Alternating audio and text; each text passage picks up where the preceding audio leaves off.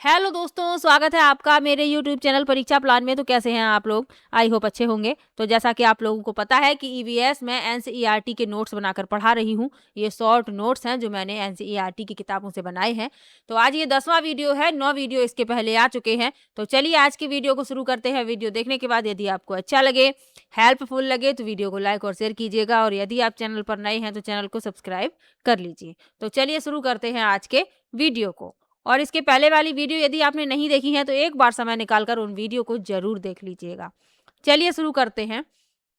Class 3 की book मैं पहले ही कंप्लीट पढ़ा चुकी हूँ, और क्लास 4 की बुक के 16 लेसन मैंने पढ़ा दिए हैं। आज 17वां लेसन पढ़ेंगे और इसके आगे के लेसन भी कंप्लीट करेंगे, क्योंकि एक वीडियो में मैं एक से अधिक लेसन पढ़ा रही हूँ। तो आज पार्ट 17 पढ़ेंगे, नंदिता मुंबई में। नंदिता एक छोटी बच्ची है, वो मुंबई में आई है। तो मुंबई के हालात बता रही है कि कहाँ पर वह रुकी है, किस कारण से मुंबई आई है, ये सब बताया गया है। तो सबसे पहले लिखा है मुंबई आने का कारण। तो नंदिता अपनी माँ के इलाज के लिए गांव से मुंबई आई थी। तो नंदिता की माँ बीमार थी, तो उनके इलाज के लिए वह गांव से मुंबई आई थी। अब जो जो लोग गांव में रहते हैं तो गांव में उनका घर बड़ा होता है, गांव में जगह भी ज़्यादा होती है, खेत वगैरह भी होते हैं घूमने के लिए। लोग खेतों पर घूम कर आते हैं या अपनी फसल देख कर आते हैं, और गांव में जो उनका घर होता है वो भी बड़ा होता है। लेकिन ऐसा शहरों में नहीं होता। तो वही नंदिता बता रही है कि उसकी माँ बहुत बीमार थी, उन्हें मुंबई के एक बड़े अस्पताल में भर्ती कराना था। तो उनकी माँ बीमार थी, बड़े अस्पताल में भर्ती कराने के लिए वह उन्हें मुंबई लेकर आई थी।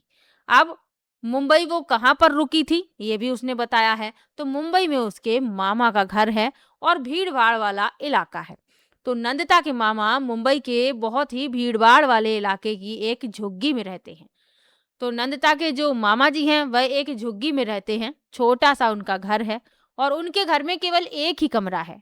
आप लोगों को जानकारी होगी, बड़े बड़े शहरों में जो लोग किराए पर रहते हैं तो उन्हें एक ही कमरा मिलता है। जो आप देखेंगे वर्कर वगैरह हैं, वो बेचारे मजबूर हैं, उन्हें शहर में कमाने के लिए आना पड़ता है। तो वो एक कमरे में हो सकता है कि एक से अधिक लोग रह रहे हों, और उसी कमरे में उनका खाना बनता है वहीं पर, और वहीं पर सफाई करके फिर वो अपना बिस्तर लगा लेते हैं। और जो बाथरूम वगैरह होती है, जो वॉशरूम वगैरह होते हैं, तो वो जो है एक ही होते हैं, सार्वजनिक।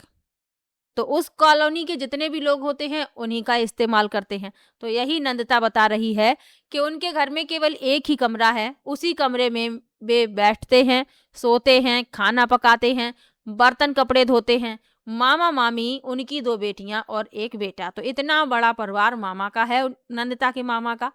2 बेटियां हैं, एक बेटा है। यहाँ आप चित्र में भी देख सकते हैं, ये नंदिता की मामी हैं, ये 3 बेटियां हैं, ये एक बेटा है, और ये मामा जी हैं। यानी कि उस एक ही कमरे में सब कुछ उन्हें करना पड़ता है। वहीं पर ये आप देखेंगे बर्तन वगैरह धोने का काम, कपड़े धोने का काम वही अंदर कमरे में ही व्यवस्था है, और यहीं पर सोना है, यहीं खाना बनता है, यहीं सब कुछ होता है, इतनी कम जगह में। तो वही नंदिता बता रही है, क्योंकि उसके मामा का कोई बड़ा घर नहीं है, झुग्गी में वे रहते हैं। तो झुग्गी से आप समझ ही सकते हैं। नंदिता को शुरुआत में इस भीड़ में बहुत अजीब और डर लगता था। अब नंदिता पहली बार आई थी मुंबई, तो उसे इस भीड़ भाड़ वाले शहर में अजीब भी लग रहा था और डर भी लग रहा था। आगे बढ़ते हैं। अब वहां पर थी पानी की समस्या। क्या समस्या थी? झुग्गी वाले इलाकों में घरों के अंदर पानी का कनेक्शन या टॉयलेट नहीं होता। तो जो झुग्गी वाले घर हैं उनमें ना तो पानी का कोई कनेक्शन होता है और ना ही टॉयलेट होता है। गली के एक कोने पर सामूहिक नल, जहां सुबह 4 बजे से पानी के लिए लंबी लाइनें लग जाती हैं। तो एक सार्वजनिक नल ये आप देख सकते हैं। इस नल में पानी आता है सप्लाई वाला। तो सुबह 4 बजे से पानी की शुरुआत होती है, तो 4 बजे से ही वहां पर लंबी लाइन लग जाती है, क्योंकि दिन की जब शुरुआत होती है तो सबसे पहले पानी की आवश्यकता पड़ती है, नहाने धोने के लिए और भी कई काम हैं। तो यहाँ की जो महिलाएं हैं सुबह 4 बजे से ही लाइन में लग जाती हैं।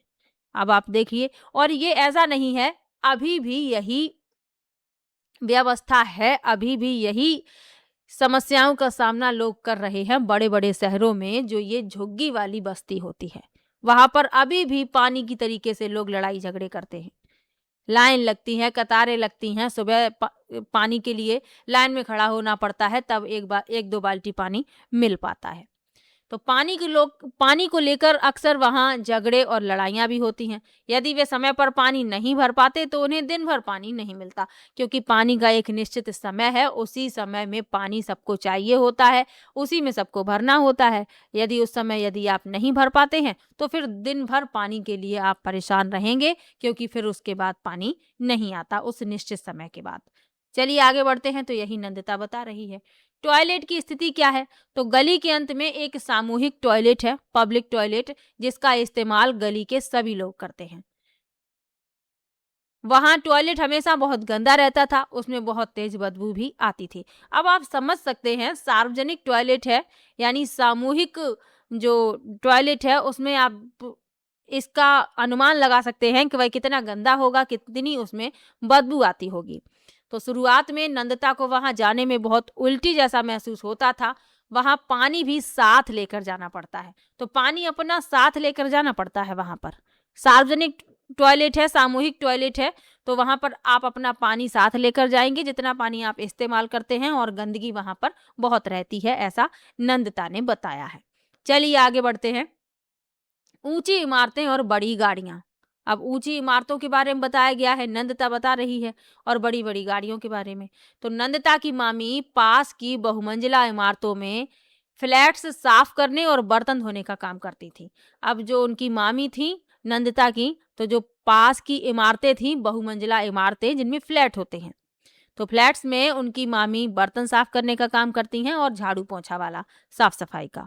नंदिता जब पहली बार वहां गई तो उसने इतनी ऊंची इमारतें और कांच की खिड़कियां पहली बार देखी। अब नंदिता गांव में रहती थी, तो जब वो वहां पर गई तो उसने इतनी ऊंची इमारतें पहली बार देखी, कांच की खिड़कियां भी पहली बार देखी। उसने पहली बार लिफ्ट देखी, जो एक लोहे के पिंजरे जैसी थी, जिसमें पंखा, लाइट, घंटी लगी थी। उसे लिफ्ट में ऊपर जाते समय बहुत डर लग रहा था। तो नंदिता उस समय की बात बता रही है, तब जो लिफ्ट जो होती थी वो इसी तरीके की होती थी, पिंजरे जैसी, लोहे के जाल जैसा उसका दरवाजा रहता था। पुराने जो फ्लैट्स होंगे उनमें इस तरीके की लिफ्ट देखी जा सकती है, लेकिन अब तो आप देखेंगे जो लिफ्ट अब जो लगी है, अब इसमें ऐसा नहीं होता, पूरा एकदम से बंद हो जाता है, कुछ भी बाहर का नहीं दिखता, और जो ट्रांसपेरेंट है जिनमें ग्लास लगा हुआ है, तो उनमें आप आर पार देख सकते हैं।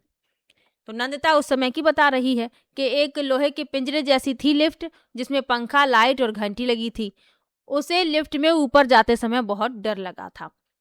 आगे लिखा है, इन बड़े घरों में पानी और टॉयलेट की अलग व्यवस्था थी, जिससे पानी बर्बाद भी बहुत होता था।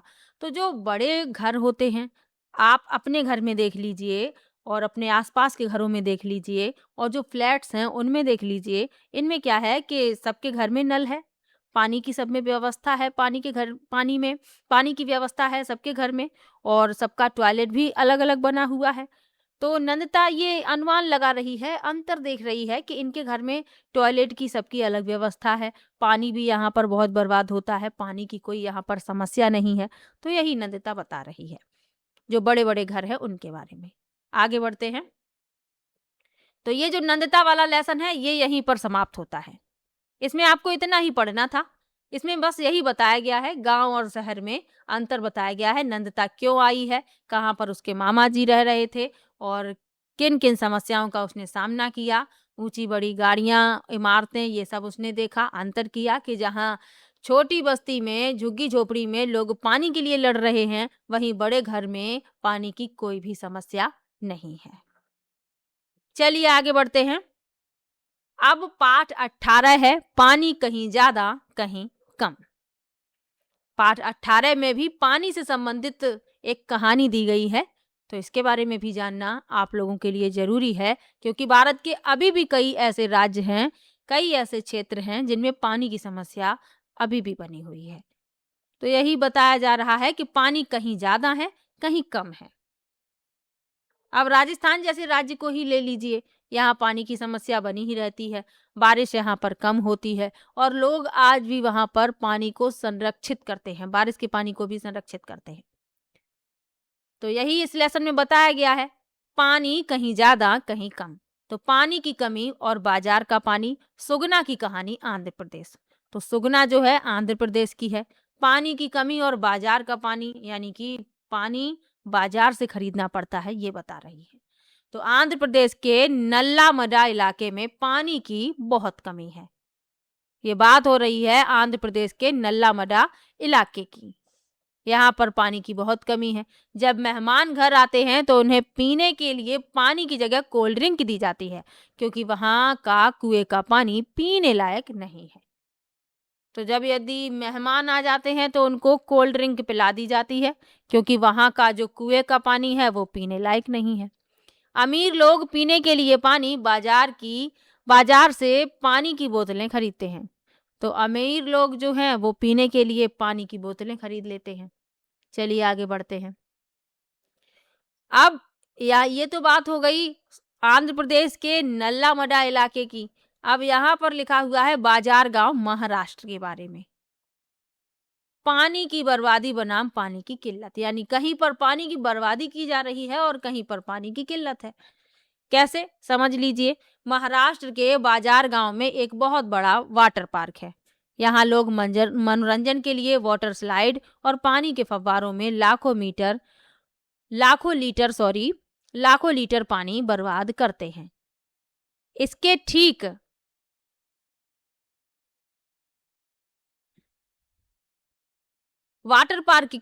इसके ठीक उल्टे वाटर पार्क के बाहर गांव में पीने के पानी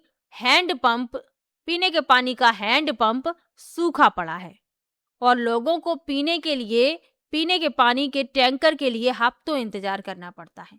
अब ये जो बाजार गांव है, यहाँ इतना बड़ा वाटर पार्क बना हुआ है, लाखों लीटर पानी यहाँ पर बर्बाद होता है और इसके बाहर एक नल लगा हुआ है, हैंड पंप वाटर पार्क के बाहर, और गांव के लोगों के लिए पीने का पानी उसी हैंड पंप से उपलब्ध होता था, लेकिन वह सूखा पड़ा है और लोगों को पीने के पानी के टैंकर के लिए हफ्तों इंतजार करना पड़ता है। पीने के पानी का टैंकर आता है, लोग पानी भरकर रख लेते हैं। तो कहीं पर पानी की इतनी बर्बादी है और कहीं पर पानी की किल्लत है। चलिए आगे बढ़ते हैं। गंदे पानी से होने वाली बीमारियां, कफ परेड मुंबई। तो ये कफ परेड क्षेत्र है मुंबई का। वहां के बारे में लिखा है कि गंदा या दूषित पानी पीने से दस्त और उल्टी जैसी बीमारियां हो जाती हैं। जब दस्त और उल्टी हो तो शरीर से बहुत सारा पानी बाहर निकल जाता है, जो शरीर के लिए खतरनाक हो सकता है। तो देखिए, दूषित पानी नहीं पीना चाहिए। दूषित पानी से बीमारियां हो जाती हैं। टाइफाइड है और हैजा है, ये सभी बीमारियां दूषित जल के सेवन से हो जाती हैं। और जब दस्त या उल्टी होने लगती है तो फिर क्या होता है, शरीर का बहुत सारा पानी निकल जाता है और ये शरीर के लिए खतरनाक होता है। आपको चक्कर आने लगेंगे, आप चल नहीं पाएंगे, आपके शरीर में पानी की कमी हो जाएगी। तो आगे लिखा है ORS यानी जीवन रक्षक घोल कैसे बनाएं। यदि आपके शरीर में पानी की कमी हो गई है तो आप ORS बनाकर पी सकते हैं। वैसे तो मार्केट में ORS का पाउच एक मिलता है जिसमें लिखा रहता है ORS, तो डॉक्टर वो पीने की सलाह देते हैं जब किसी के शरीर में पानी की कमी हो जाती है। लेकिन यदि किसी कारणवश वो उपलब्ध नहीं हो पाता है तो आप इसे घर पर भी बना सकते हैं। तो शरीर में पानी की कमी को पूरा करने के लिए घर पर तुरंत यह घोल बनाना चाहिए। क्या तरीका है? 1 गिलास उबले हुए पानी को ठंडा करें। पानी को उबालना है, फिर उसको ठंडा करना है। उसमें 1 छोटा चम्मच चीनी और 1 चुटकी नमक मिलाकर अच्छे से घोल लें। सावधानी क्या बताई गई है? दस्त और उल्टी से पीड़ित व्यक्ति को इसे थोड़ा थोड़ा करके पिलाते रहना चाहिए। छोटे बच्चों को माँ का दूध देते रहना जरूरी होता है। अब यही बताया गया है कि जो व्यक्ति बीमार है, पीड़ित है, तो उसको ऐसा नहीं है कि एक साथ आप पानी पिला दें, नहीं, थोड़ा थोड़ा करके उस पानी को देना है जो आपने ORS यानी जीवन रक्षक घोल बनाया है। और जो छोटे बच्चे हैं जो माँ के दूध का सेवन करते हैं तो उन्हें माँ का दूध ही पीते रहने देना है, क्योंकि वो पानी नहीं पी सकते हैं। कई बार बहुत छोटे बच्चे होते हैं, उनको भी ये उल्टी और दस्त की समस्या हो जाती है, तो उन बच्चों को डॉक्टर सलाह देते हैं माँ का दूध ही पिलाने की। चलिए आगे बढ़ते हैं। अब इसी लेसन में एक मोस्ट इम्पॉर्टेंट टॉपिक दिया गया। जब पानी की बात आई तो इसमें एक इम्पॉर्टेंट टॉपिक दे दिया गया, भीमा संघ, और इसके बारे में जानना जरूरी है। तो कर्नाटक के होलगुंडी गांव के लोग पानी की कमी के कारण परेशान थे। वहां की पहाड़ियां सूख चुकी थी, यानी पेड़ पौधे नहीं थे, और पानी की टंकियां कीचड़ से भरी थी। समस्या बड़ी थी पानी की, क्योंकि जल ही जीवन है। अब जहां पानी की समस्या है, लोग बहुत मुसीबतों का सामना कर रहे होते हैं। तो यही कहानी एक है कर्नाटक के होलगुंडी गांव की। लोग पानी की कमी के कारण परेशान थे, पहाड़ियां सूख चुकी थी, यानी जो हरियाली थी वो खत्म हो गई थी, और जो पानी की टंकियां थी उनमें कीचड़ कीचड़ भरा भरा पड़ा था। पानी की समस्या के कारण गांव के लोग शहर की तरफ जाने को मजबूर थे। अब समस्या इतनी खतरनाक थी कि लोग शहर की ओर जाने को मजबूर ही थे। बिना पानी के लोग कब तक रह पाएंगे। आगे बढ़ते हैं। गांव की पंचायत ने लोगों से इस बारे में बात की। यहाँ की पंचायत की खास बात यह है कि इसमें बड़े लोगों के साथ बच्चों को भी शामिल किया जाता है, और इस पंचायत का नाम है भीमा संघ। तो यही इसकी खास बात है कि इसमें बड़े लोग तो शामिल होते ही हैं, लेकिन इसमें बच्चों को भी शामिल किया जाता है, ताकि बच्चे भी अनुभव ले सके, समस्याओं का सामना करना सीख जाएं, क्योंकि भविष्य में उन्हें भी कई तरीके की समस्याओं का सामना करना होता है। जब हम छोटे होते हैं तो हमें समझना चाहिए, हम हमारे जो बड़े लोग हैं उन्हें भी अपने बच्चों को इस बारे में बताना चाहिए, जीवन में आने वाली समस्याओं के बारे में। तो भीमा संघ की यही विशेषता है कि बड़े लोगों के साथ बच्चों को भी शामिल किया जाता है, और इस पंचायत का नाम आपको याद रखना है, भीमा संघ। भीमा संघ ने गांव के लोगों के साथ मिलकर पानी की समस्या का हल ढूंढ निकाला। बच्चों ने पहाड़ी पर जाकर पुरानी टंकी को साफ किया, उसकी दरारें भरी और उसके आसपास बहुत सारे पेड़ लगाए। नतीजा यह हुआ कि अगली बार इसमें पानी की टंकी भर गई और गांव का पानी का संकट हमेशा के लिए दूर हो गया।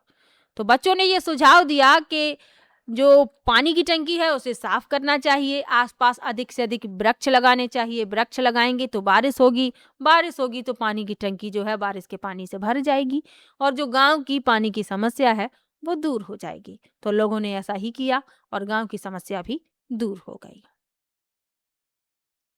अब वहां के लोगों को गर्मियों में भी गांव छोड़कर शहर नहीं जाना पड़ता। भीमा संघ आज भी है, और आज भी उसमें नए नए बच्चे जुड़ते हैं और काम करते हैं। तो भीमा संघ आज भी है, आज भी बच्चे उसमें काम कर रहे हैं, नए नए बच्चे उसमें जुड़ते हैं, अनुभव साझा करते हैं, अपने विचार देते हैं और अनुभव ग्रहण भी करते हैं। चलिए, 2 लेसन कंप्लीट हुए। अगला लेसन है पाठ 19, जड़ों का जाल। मैं एक साथ 2-2, 3-3 लेसन इसीलिए पढ़ा रही हूँ कि जल्दी से ये कंप्लीट हो जाए, और फिर मैं जल्दी से इसको कंप्लीट कराने के बाद इम्पोर्टेंट क्वेश्चन की प्रैक्टिस लेके आ सकूं, क्योंकि प्रैक्टिस करना बहुत ज़रूरी है आप लोगों के लिए। बस आप लोगों से मेरी एक ही रिक्वेस्ट रहती है कि वीडियो को शेयर कीजिए, लाइक कीजिए। आप लोग मेरी वीडियो पर व्यू देख सकते हैं, कितने कम व्यू हैं। मैं इतनी मेहनत करती हूँ, डेली वीडियो लेकर आती हूँ आप लोगों के लिए, और बस आप लोगों से मैं यही कहती हूँ, ये नोट्स भी मैं फ्री में देने के लिए तैयार हूँ। बस आप लोगों का मुझे थोड़ा-सा सपोर्ट चाहिए। तो आप लोगों से मेरी यही रिक्वेस्ट है कि वीडियो को लाइक किया कीजिए और शेयर किया कीजिए। मैं अंत तक आपके साथ रहूँगी जब तक आपका एग्ज़ाम नहीं हो जाता। और ये मैं पहली बार नहीं पढ़ा रही, मैं इसके पहले भी पढ़ा चुकी हूँ। पीडीएफ भी मैंने प्रोवाइड करवाई थी, आप लोग एक बार प्लेलिस्ट भी चेक कर सकते हैं। चलिए, पाठ 19 है जड़ों का जाल। तो इसमें सबसे पहले जानेंगे जड़ के बारे में।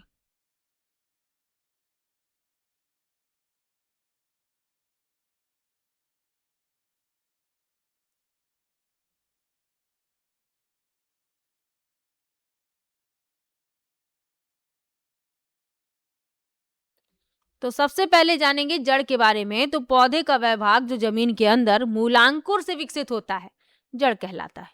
तो जो मूलांकुर से विकसित होता है वह कहलाता है जड़। तो ये आप देख सकते हैं।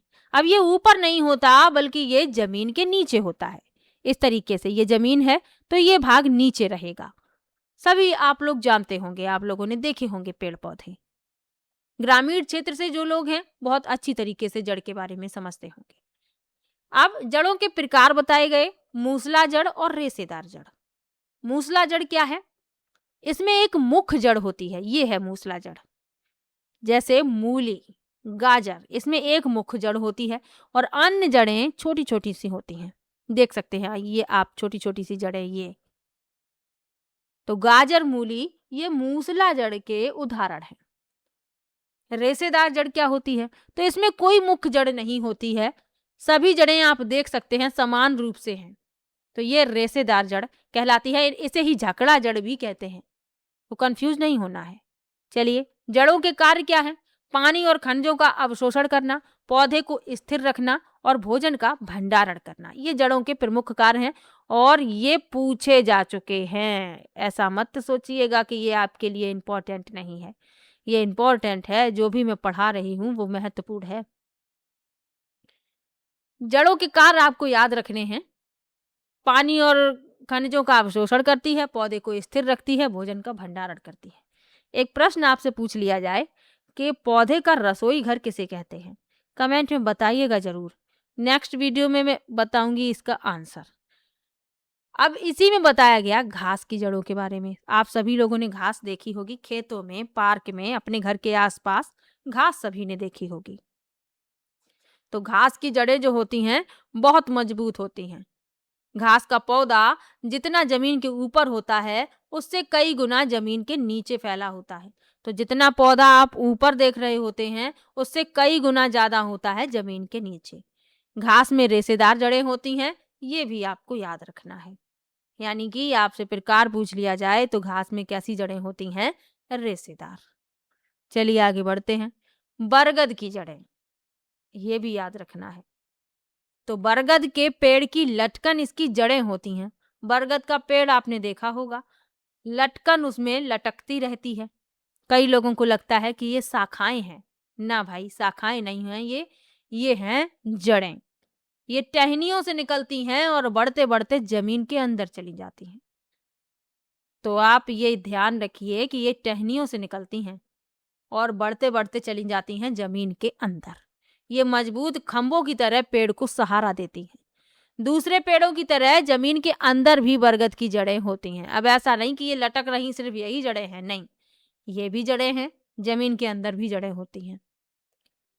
चलिए, ये इंपॉर्टेंट है आपके लिए बरगद की जड़ें, तो याद रखिए।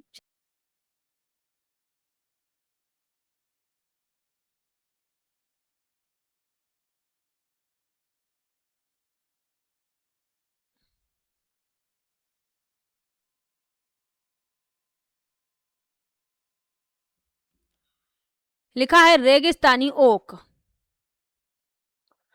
तो यह पेड़ जो है ये आपके लिए मोस्ट इम्पॉर्टेंट टॉपिक है।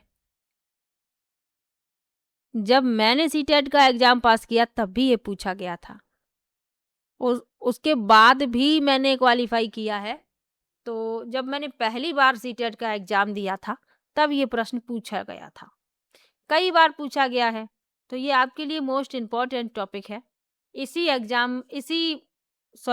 लेसन में बताया गया है रेगिस्तानी ओक के बारे में। तो चलिए पढ़ लेते हैं। यह पेड़ ऑस्ट्रेलिया में पाया जाता है। और जब भी ये प्रश्न पूछा गया कि रेगिस्तानी ओक कहाँ पाया जाता है, ऑप्शन में राजस्थान जरूर रखा गया।